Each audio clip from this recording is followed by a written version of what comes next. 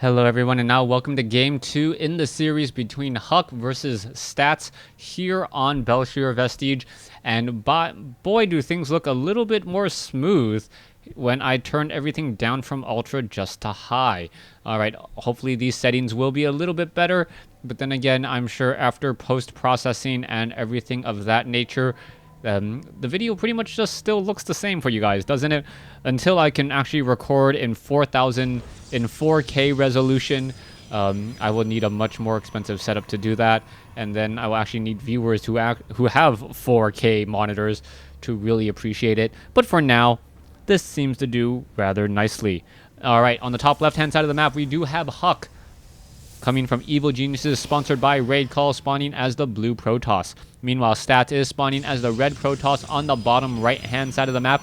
This was taken from DreamHack, I think DreamHack Valencia, and this was coming in from the group stages. I don't know if these games were cast, but thank you once again, DreamHack, for actually releasing these replays. Shout out to all the sponsors of DreamHack. Definitely go ahead and check out their website as well once you're done watching this video, of course. And hopefully you guys are enjoying some StarCraft 2 with me. Now, coming across, we are going to be looking at whether or not these players try to go for double gas.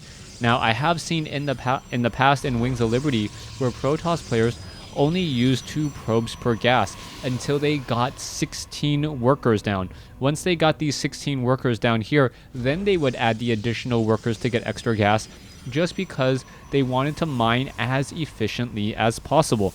I don't know if that will be the case this time around, as we do see 2 probes here, and it looks like 2 probes here as well, as we are looking at Huck, who is still trying to train up more probes. Back down on the other side, Stats still just now getting his assimilator. This was a similar build that he used in game 1, and this is important to note. Even though that both of these players' bases look fairly similar, the route in which they take to get here was different. That does mean that their mineral and gas count will have a slight variation, and we'll see if Huck makes the same mistake that he did in game 1. He did try to scout out with that Stalker and also that Mothership Core. However, he ended up taking a beating as Stats did place down his second gateway a little bit faster and was able to snipe it down. That's always a definite issue there, as we are going into Mothership Cores by both sides. Meanwhile, this probe, or this Zealot, now wandering around on the inside here, it looks like it will just get taken down as the Mothership Core arrives, and Stats may be in a little bit... Oh, Stats actually gets off a worker kill. A big surprise there. I did not expect any workers to fall, but Huck just didn't pull away with his 1 probe in time, taking that all-important 3rd swipe from that Zealot, and it did get taken down. So far, Stats moving out with the Mothership Core, hoping to do a little bit of scouting, perhaps along the south side here. He's already scouted out his opponent enough, as Stalkers is now going to make its way over. Oh, Stats could be in a really, really bad way here, as the Stalker is going to get off some easy shots onto that Mothership Core.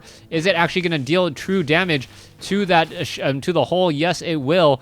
It does go down to 121 hit points. Still fairly high life, though, as we are now looking at a Twilight Council coming in from Stats. So Stats this time going in for a Twilight Council, both of them getting in additional gateways.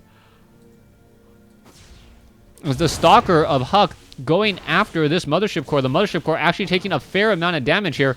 It will get down to 72 hit points, and now this Mothership Core is kind of stuck between a cliff and a Stalker. All right, the Sentry and the Stalker now making its way over. Is it going to be enough? The Mothership Core hoping to get some damage. Oh, down to 31 hit points. Able to retreat just in time as this Stalker pushes back Huck's own. Both sides being forced to recall, as we are now going to see double Sentry or double Stalker versus a Stalker Sentry. The Stalker of Stats now backs off there, but I do believe Huck came out slightly ahead in that engagement, as it will take more time to replace all of those shields. Blink now coming in from Stats. We are going into double robotics facility. Stats, however, in a little bit of a sticky situation, since he is still sitting on 1 base. Meanwhile, Huck is getting up his 2nd base, and as long as he plays defensively, he should be fine. Coming back across, Stats now running all the way with these Stalkers. He will be headed home. Meanwhile, Stalkers of Huck still scouting out every which corner of the map, making sure that there are no proxy pylons in play, as there's nothing more annoying than when you play against a Protoss player, move out with your base only to realize you missed a proxy pylon, and now you got 6 to 8 zealots inside your main base or natural expansion. So far, sentries, stalkers, mothership core working together. Still no natural expansion coming in from Stats. This is a bit of a surprise, and he will have to throw everything into this next push. Otherwise, it will fail miserably. Mothership core also relatively low on hit points, down to 31 hit points along with 60 shields.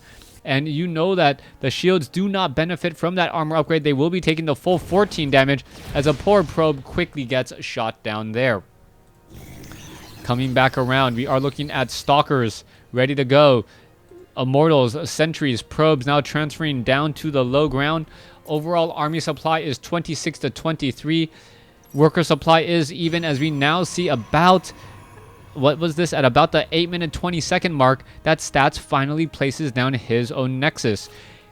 Meanwhile, Huck has already had this Nexus up and running for quite a bit. He will be able to start saturating it a little bit faster, and that will mean more minerals.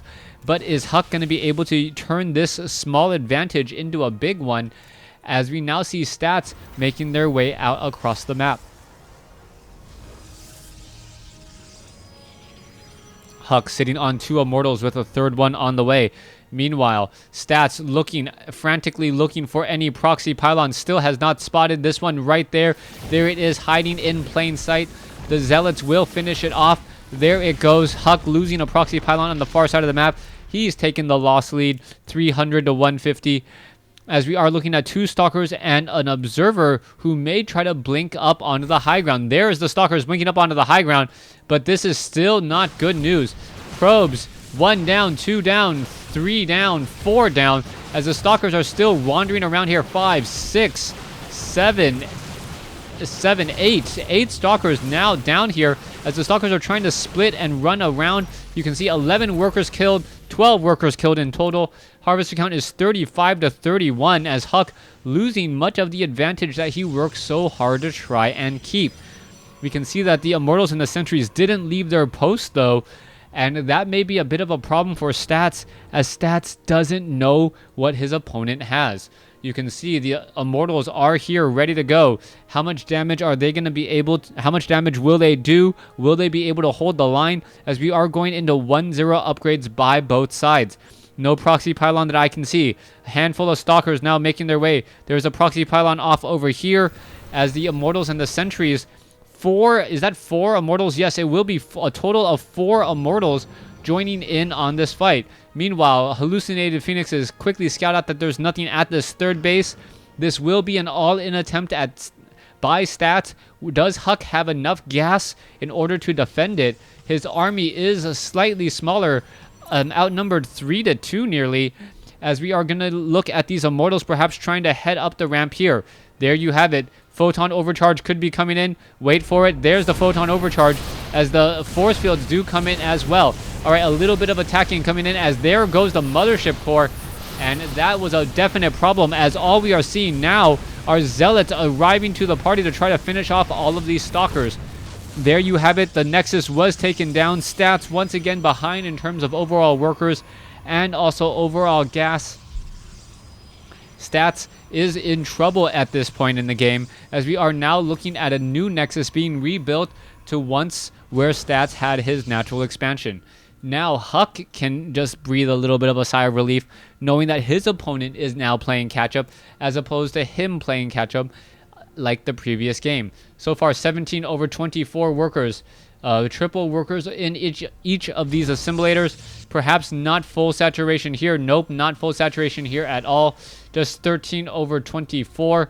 Could easily get to 24-24 or at least 16 over 24, as the Immortals and the Sentries are now making their way to the 3 o'clock or 4 o'clock expansion location.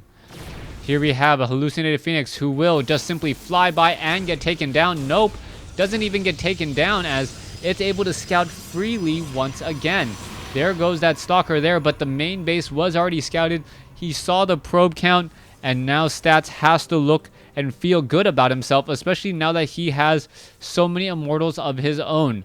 4-0-5 Immortals with 1-0 upgrades. Meanwhile, we can see 5 Immortals with 1-0 upgrades, soon to be 6, as we are now also going into level 2 Protoss ground weapons. Those level 2 weapons should blast a hole in all of these Immortals. Stats has to be very, very careful as to what his opponent is doing at this stage. And whatever his opponent is trying to do, he needs to defend against it. Hallucinated Phoenix is still keeping track of where that rest of that army is, sees that the natural expansion, or the third base, is now being taken, and may take this opportunity to strike while his opponent's attention is elsewhere.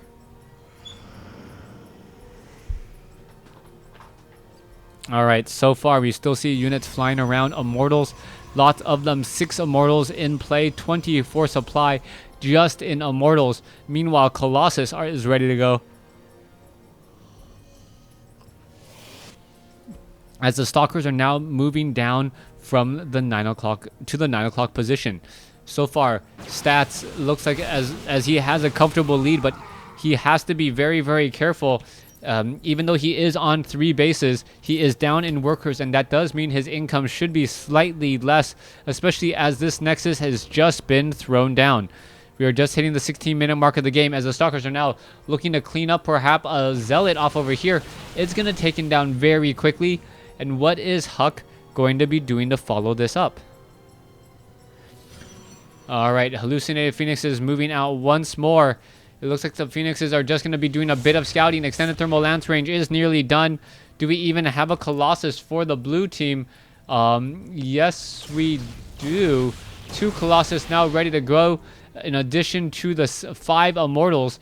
Immortals and Colossus working together. That will be an absolute nightmare for Protoss, as Immortals are able to deal a lot of damage to armored units, while the Colossus are able to do a lot of damage to all of those very, very small Zealots and Stalkers if they try to group up a bit together.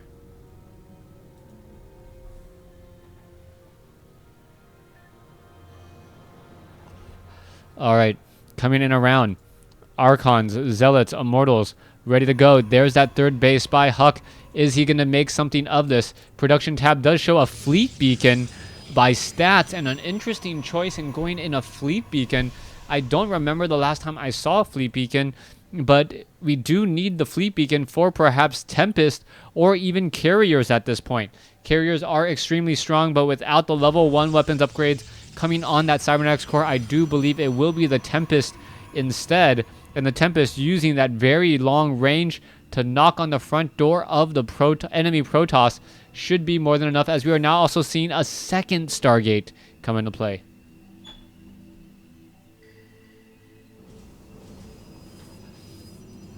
Here we go, Mothership Core, High Templars. Are we going to see a merging of the Archon? Yes, we will. All right, there is that Stargate there. Let's take a look. We do have enough for Tempest and Carriers.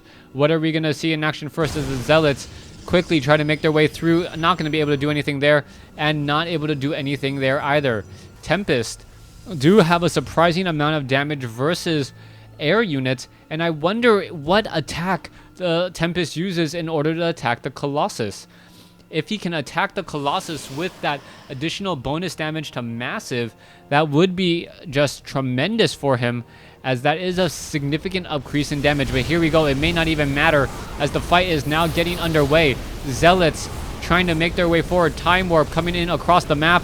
It looks as though the Colossus will be backing off. 4 of them still working together. Immortals are there as well. And Huck, what Ray call Huck, is now on the retreat. There goes a couple of units there, as we now see perhaps a transition in the Tempest. And the Tempest could look to do a bit of damage against these Colossus. Alright, 1 Tempest is going to be ready to go, perhaps sitting up on the high ground. There you go, there is that damage ball once again. And what is this? How much damage does it take? Oh wow, it does take the full 140 damage. That is just awesome news, as the Tempests are destroying absolutely everything in their path. Alright, this Protoss Death Ball attacking, almost nearly A-moving with this group of units, microing when it counts, as the Immortals are now pushing through, and I believe the GG will be coming in from States in just a second. States falling behind here in game 2, and I do believe the score will be 1-all in this best of 3 series, and there is the GG. Thanks for watching. Thanks for listening.